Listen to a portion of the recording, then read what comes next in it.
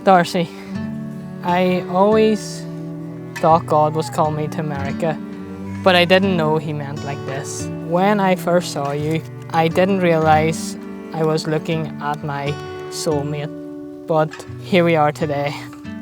God brought you into my life at the right time, and you stayed with me through my darkest moments. Thank you for helping me grow closer to God and by showing me His love through your actions.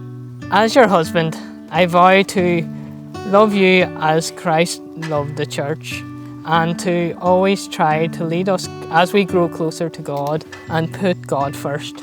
I will always be there to remind you of God's will for your life. And when you feel like giving up, I will pray with you and help keep you on track. When you need a shoulder to cry on, I'll be there. I'll be an ear to listen, and I promise to never leave when times get hard. I will try to be the man of God you need me to be. I can't wait to face married life together, and always remember, I love you. Jamie, I know my mom told me not to find a boyfriend on my mission trip to Ireland, but we can see how that went. Sorry, not sorry, Mom.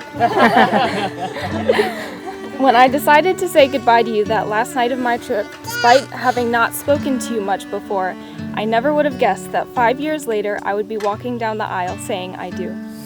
The journey has been far from easy, with COVID preventing us from seeing each other for the first year and a half of our relationship, airport complications, busy schedules, and a 5-hour time difference.